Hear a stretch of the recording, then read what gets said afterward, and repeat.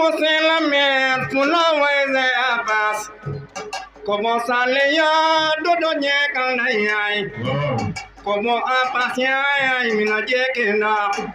Sale, mendedane nyeka dino delege.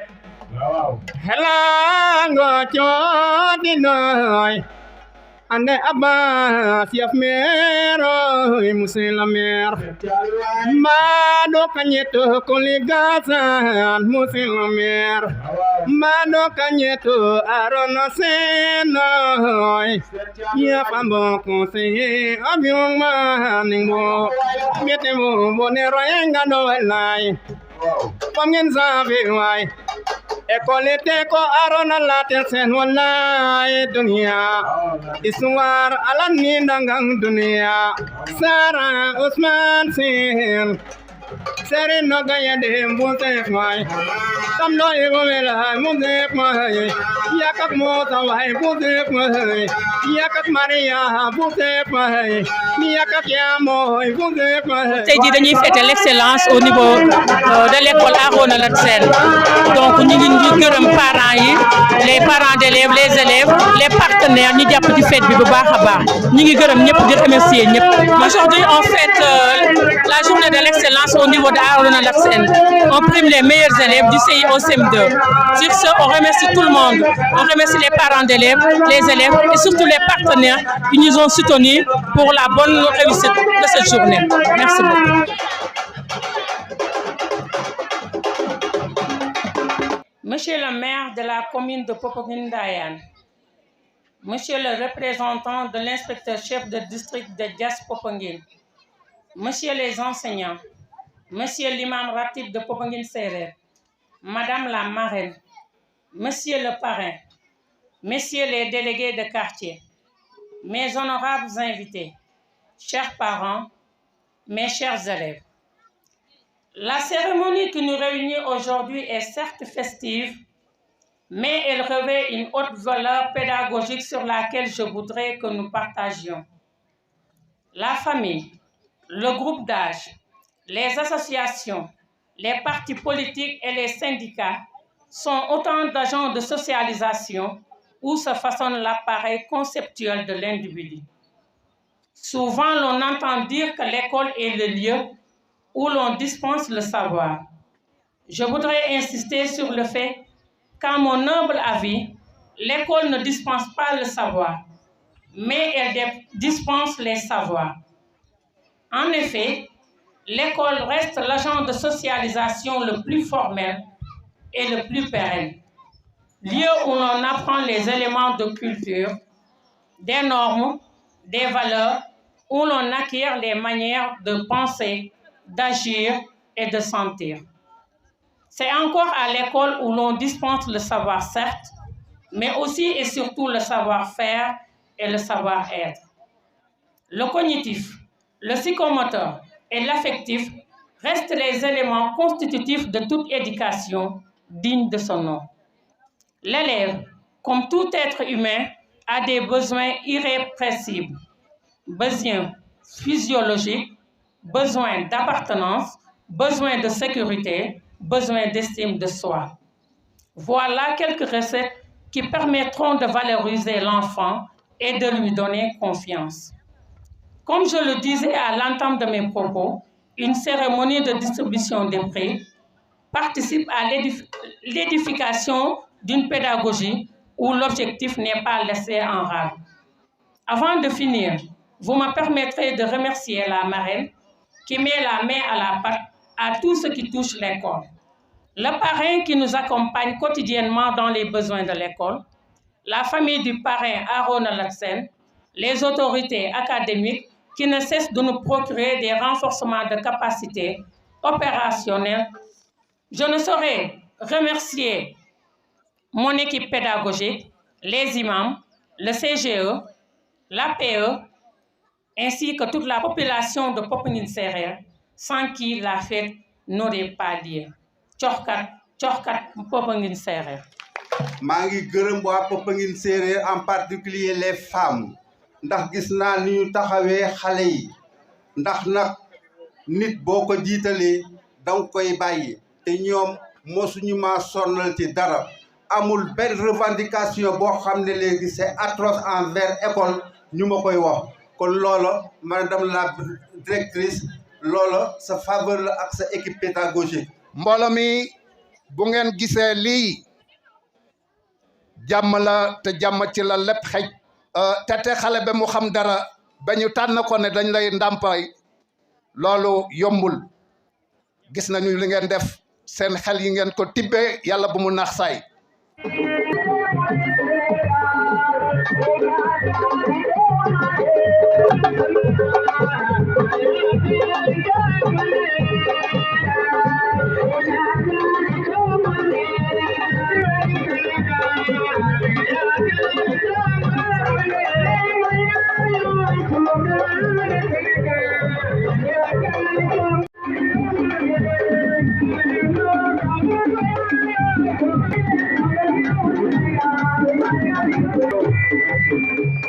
lii école Popenguine séeréer def tey maanaam bunt la bu ñu ubbi yoon wu ñu rëdd la pour école yi nga xam ni ñoom ñoo nekk ci gox gi ak école yi nekk ci département Mbour ndax jàngale ba yegg ci def cérémonie bu mel nii di primer di encourager aussi ñi nga xam ni ñoom ñoo def effort à l'école ba yegg ci résultat yu baax ba ñoom ñu toog xalaat ni war nañ leen sargal loolu bunt la bu ñu ubbi donc dañ leen ci sant di leen gërëm encourager xale yi ci seen effort yi ñuy def ci école bi donc félicitations encore une fois au nom de l'inspecteur au nom du CODEC ñu ngi leen di sant di leen gërëm. Chers invités, parents et amis, en ces circonstances comme celle-ci, c'est d'abord à la gratitude qu'il faut faire place. L'hommage dont vous avez voulu me gratifier pour souligner la part que j'ai pu apporter à l'œuvre de l'éducation dans notre milieu me touche profondément. di leen nuyu di leen sargal bu amul fu mu yem di am kontante lool di teewe événement bu mel nii di ñëwal madame le maire Sanou Faye mi nga xamante ne mën naa wax ne mu ngi fii parce que depuis ñu wax ko événement bi ba léegi amul jour boo xamante ne li jël tuul pour mën a fekk bés bi mais nag jàmm bi ak bëgg-bëggam yàlla ak dogalam donc ko fekkul ci réew mi moo tax ñu dogal ñu pour ñu ñëw teewal ko ci bés bi di wane kontaan ba mu ci am ak yëg-yëg bi nga xamante ne jot na ko ci ni ngeen ko tuddee bés bi di ci am kontaan may wax ne aussi dafa nekk daam boo xamante ne ku bëgg xale la ku bëgg éducation la ku bëgg mbiru askan wi la donc lii tey xam naa ne fu nekkoon dina ci def lu nga xamante ne man xëy na sax duma ko mën a représenter noonu mais dama leen di firndeel ne vraiment fu mu nekk yëpp xelam mu ngi fii di jël ay kàddu sant ak ngërëm au nom de toute l'équipe de la commune de Popenguine Ndayane en commençant par le maire et les secrétaires municipaux ñëpp di leen sant di leen gërëm di am contentement ci bés bi. Vous me permettrez de citer Mariam dans une si longue lettre ba muy bind di am ay confidence enseignant camarade de classe am la jëloon mu disait Aïssatou, j'ai reçu ton mot en guise de réponse, j'ouvre ce cahier, point d'appui de mon désarroi. Notre longue pratique m'a enseigné que la confidence noie la douleur et que ton existence dans ma vie n'est point hasard. Parce que nos grands-pères, dont les concessions étaient séparées par une palissade, échangeaient journellement des messages. Nous avons usé pagnes et sandales sur le même chemin caillouteux de l'école coranique. Nous avons enfui dans les mêmes trous nos dents de lait en implorant fait souris de nous laisser plus belles. Si les rêves meurent à travers la réalité et les ans, je garde intact mes souvenirs, celles de ma mémoire. Donc, la bu mu nekk suñu mujjal ci cérémonie yàlla nañu si am ay excellence yoo xamante sax dañ koy gagné faneen yàlla defal ñu ko ci école bi ak école yi ko wër wasalaamaaleykum wa rahmatullah.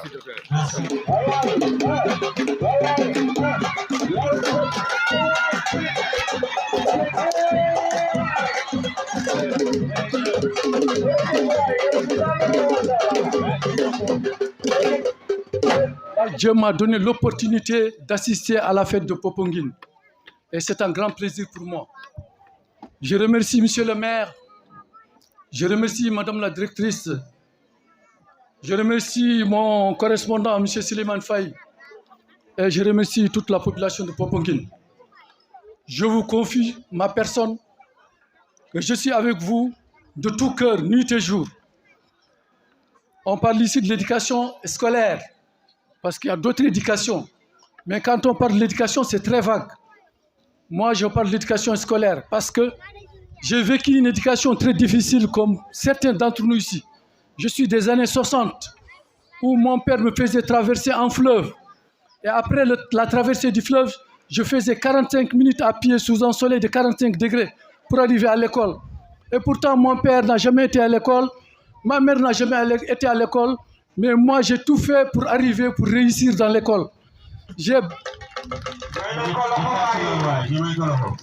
C'est pour vous dire que quand on veut, on peut. Et la première école, c'est la maison. Ce n'est pas les classes, ce n'est pas l'enseignante, ce n'est pas la directrice. La première école, c'est à la maison. C'est le devoir. Quand un enfant revient à la maison, la première des choses, c'est de voir ses cahiers. Qu'est-ce qu'il a fait à l'école? Qu'est-ce qu'il doit faire demain? C'est ça l'éducation.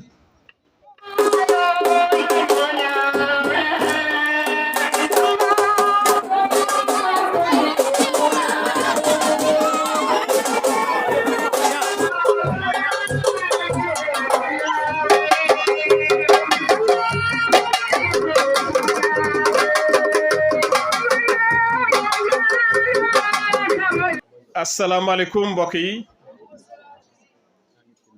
maa ngi leen di nuyu yéen ñëpp di jiital ci nuyoo bi kilifa yi ma fi fekk di imam ratib di délégué de quartier représentant du maire de la commune représentant de l'inspection d'éducation et de la formation conseillers et conseillères kilifa aada yi ma fi fekk parrain ak marraine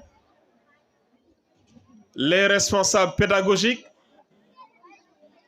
personnel enseignant représentants parents d'élèves ñu ngi sant yàlla bu baax ba ñu mënee teewaat fii tey di fekkee cérémonie bu mel nii ba ñuy jox invitation bi mu ngi ñu fekk en voyage dekk ju fii ci dëkk bi looloo taxoon xëy na ñu tardé ñëw di remercier ñëpp ñi nga xam ne ñu ngi jàpp ci école sénégalaise parce que école sénégalaise tey mooy tàggat ñi nga xam ne ñooy yar Sénégalu ëllëg école sénégalaise tey ak xale yi tout tànk yi ñu jox drapeau yi ñooy téye Sénégalu ëllëg jàng nag baax na lool mais defar nit moom solo ndax Sénégal dafa yàqu masla bi bari na trop mais bu ñu waxantee dëgg xool dëkk bi ni mu taxawee jikko yi yàq bi yàqante bi ñu xam ne Sénégal lu mot a defaraat la dëkk nag bu ngeen demee ba toll ci yenn diggante yi da ngeen di toog xoolaat seen bopp gën a defaraat jikko yi gën a yar xale yi gën a tàggat mag ñi ci li nga xam ne mooy seen ak yelef ak li leen warloo ak xale yi. Le Sénégal a consacré l'éducation comme son pilier de développement. Et l'article 8 de la Constitution consacre l'éducation comme un droit. L'éducation est un droit pour tout enfant.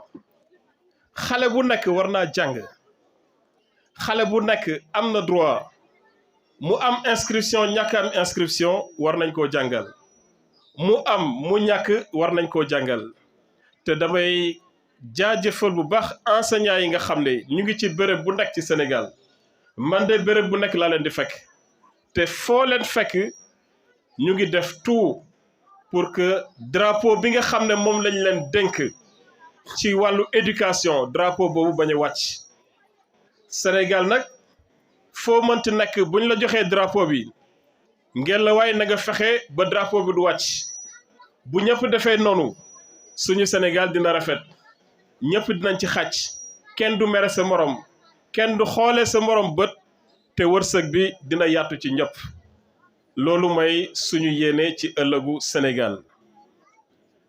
maa ngi remercier madame la directrice pour son invitation yaakaar naa bii mooy deuxième bi du genre ma koy xamal ne les organisations ne sont pas des réalités désincarnées.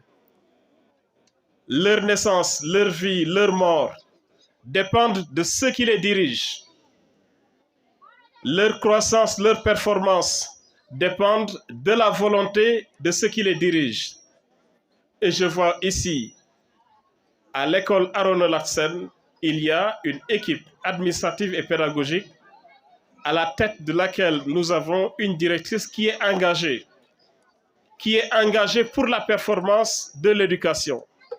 Et je voudrais la féliciter chaleureusement et l'encourager à suivre cette trajectoire. Abraham Lincoln disait, si vous voulez connaître le prix de l'éducation, il faut essayer l'ignorance. L'ignorance n'a pas de coût, mais l'éducation a un coût. L'éducation permet de sortir de l'ombre. L'éducation permet de sortir des gens de la pauvreté. L'éducation permet à des hommes d'être justes. L'éducation permet d'éduquer un citoyen pour demain. Et l'éducation permet également à un pays de rester debout. Au moment où le Sénégal traverse une situation sombre, nous avons besoin d'enseignants debout. Nous avons besoin d'une école debout. Nous avons besoin d'enseignants qui apprennent la vérité aux enfants. Nous avons besoin d'enseignants qui permettent demain d'avoir des citoyens justes, des citoyens également qui prennent en charge le développement de leur pays. Nous avons également besoin d'enfants qui privilégient demain les intérêts de la communauté au détriment de leurs intérêts individuels. Nous avons besoin vraiment d'enfants de demain qui tiennent le Sénégal. Et nous avons confiance aux éducateurs d'aujourd'hui. Pour terminer, ce qu'on faisait avant, nous allons continuer de le faire à côté de l'école. Nous avons toujours accompagné l'école de par nos modestes moyens. Nous allons continuer à le faire. L'école Arona Latsen est en construction. Nous allons leur octroyer 1 tonne de ciment.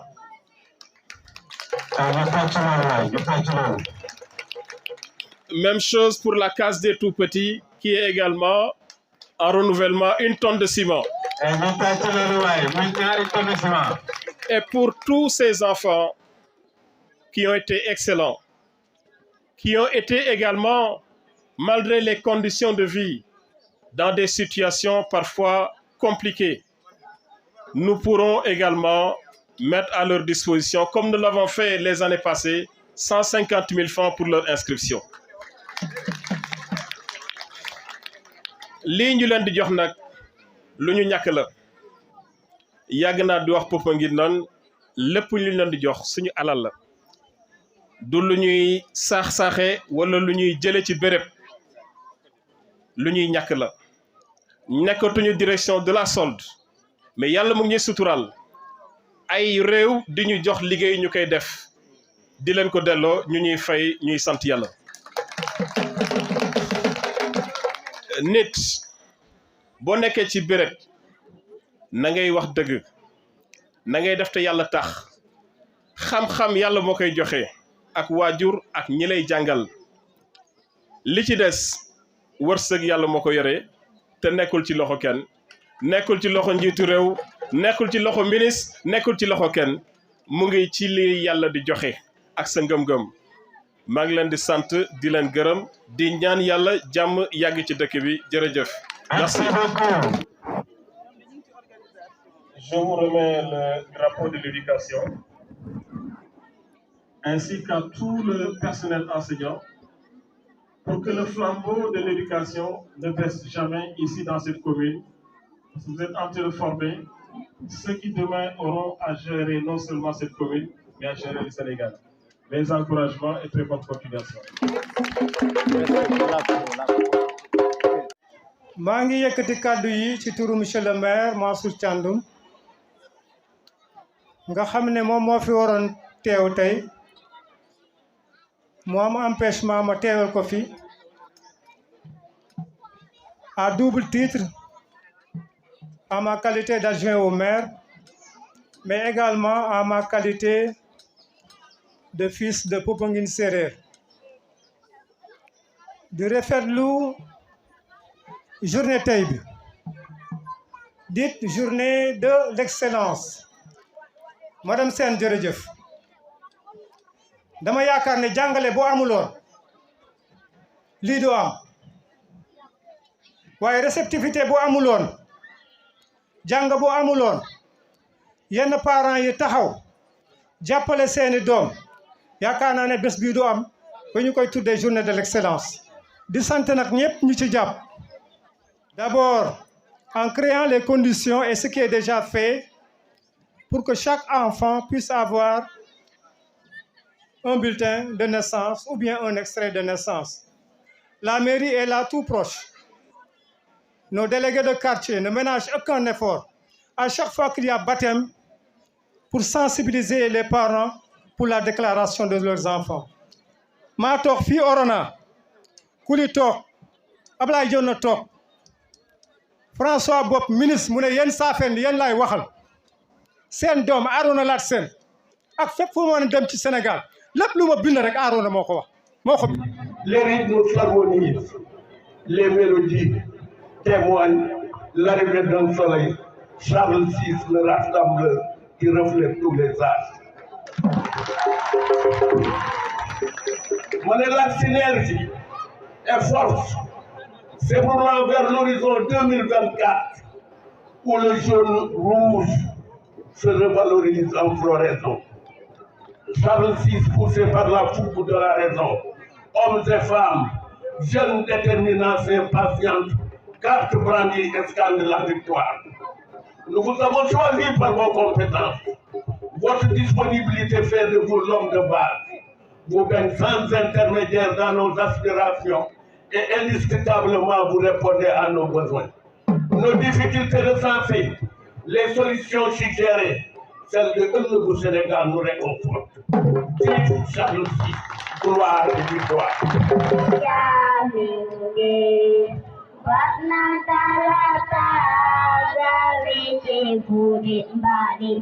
Milna uraisen boinitna budeda romene puman bona bayai puman bona ba Popenguine kitko waiza beta siparang romene yurmande tege namjamile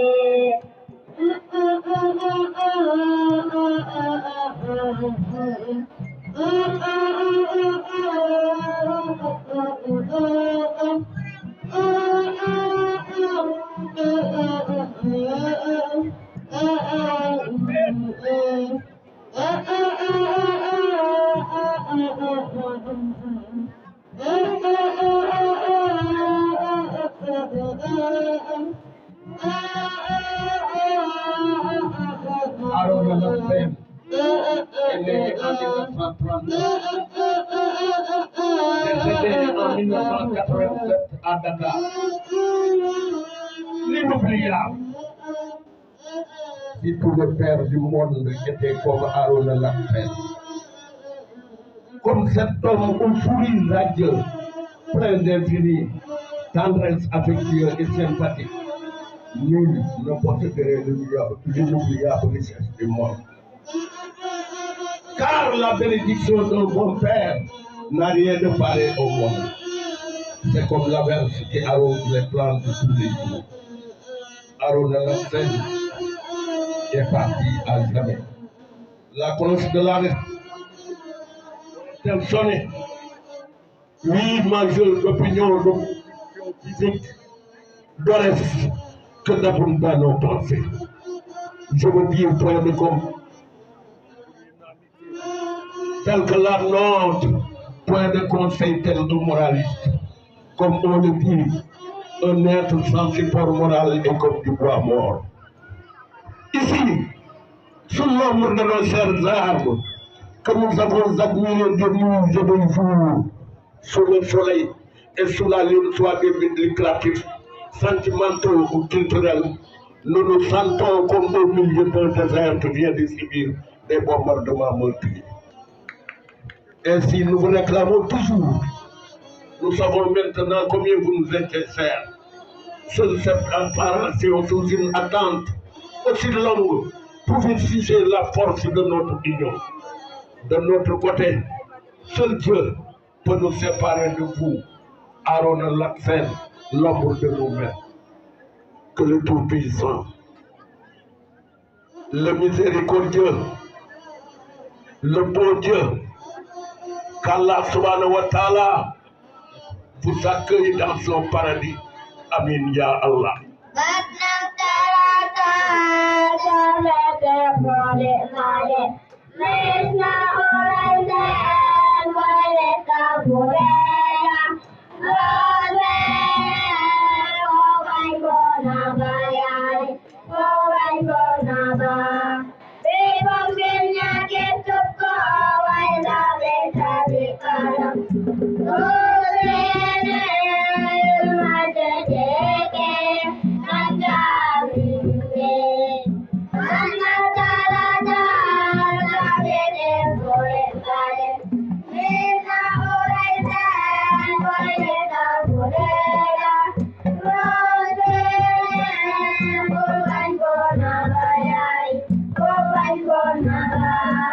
De la commune d'Ayan Popangit, Monsieur le Président de ce mouvement, Messieurs les invités, Mesdames et Messieurs, c'est un grand honneur pour moi d'avoir été invité à célébrer l'hommage et la naissance de Arona Latsen. Je suis d'autant plus honoré du fait que je suis Safi, Arona également est Safi. Ici, car je sais que beaucoup d'entre vous connaissent mon aîné Arona Latsen intimement, soit mon collègue. Je sais aussi que nous avons parmi nous certains membres de sa famille maternelle et paternelle. Bien sûr, toutes ces personnes peuvent nous parler plus abondamment de M. Sen, de l'homme.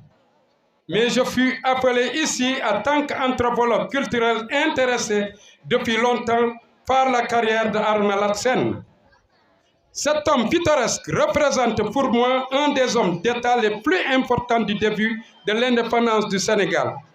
Arona appartient à l'école des Beaux-Arts où je me sens donc en tant que né et international. Aujourd'hui, mon discours se concentrera sur la contribution de M. Sen à l'histoire des Beaux-Arts. Qui est Arona Latsen? Né il y a 80 à 85 dans les pays de massif de Diass, Arona Latsen est entré aujourd'hui non seulement dans notre histoire nationale, mais aussi dans l'histoire universelle. Est-il besoin de rappeler ici les innombrables mérites de notre compatriote, son courage clairvoyant, sa foi dans le vertu de l'homme Safi, sa lutte intransigeante contre le racisme, sa croyance à la démocratie culturelle, son respect des valeurs culturelles du Safi, un peuple appelé à l'histoire coloniale, les Sérères confondus, voir les rapports du commandant Pinet-Laprade des annuaires et dépendances du Sénégal.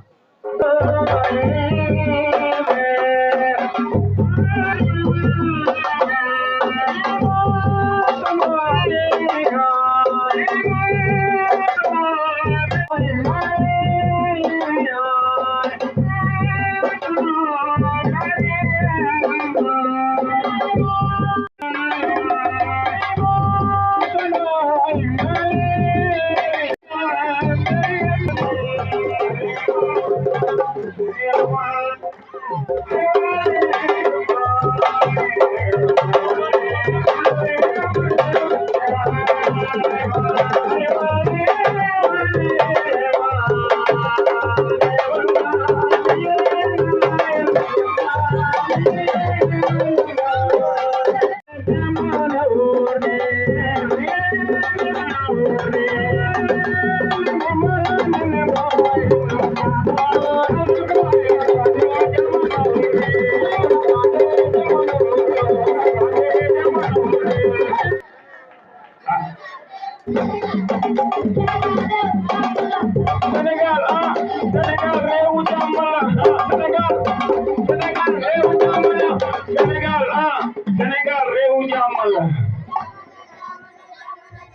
jamono jile dafa laaj jàmm ju mat sëkk jamono jile mat sëkk